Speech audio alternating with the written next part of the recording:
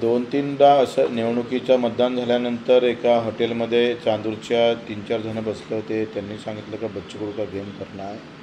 ते कार्यकर्त्यांना ऐकलं.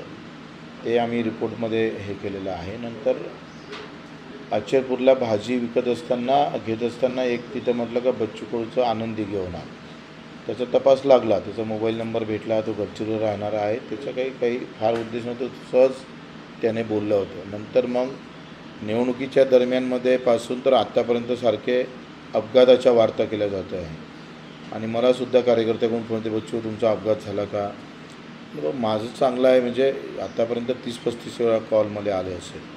तर आणि दिनेश बुबनासुद्धा त्याची गाडी फोडण्यात आली. दिनेश बुब नावाचा एक मूर्तिजापूरच्या माणसालासुद्धा मारहाण झाली आहे आणि तो अमरावतीचा निघाला आहे. तर एकंदरीत या सगळ्या गोष्टीवर मला वाटतं चौकशी झाली पाहिजे. नेमकं त्याच्यामागचा काय हेतू आहे हे तपासला पाहिजे. याच्यासाठी आम्ही तक्रार केली आहे.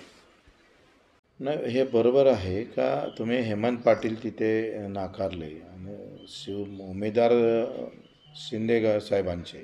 शिंदे साहेबांचे शिवसेनेचे आणि द्याव का नाही द्याव ठरवतो भाजपा. हा अफलातूनच कारभार आहे ना.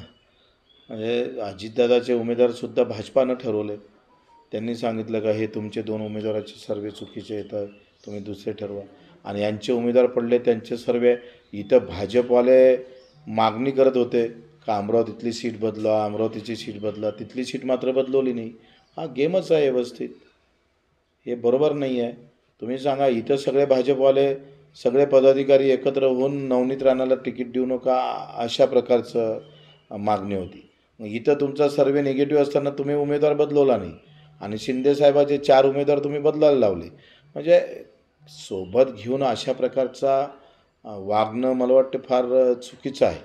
म्हणजे अशामुळं भाजपावर कोणी विश्वास करणार नाही. शिंदेसाहेबाचा गेम भाजपकडून तुम्हाला म्हणायचं आहे? ते आता काही प्रमाणात तर केलेला दिसतेच. विधानसभेत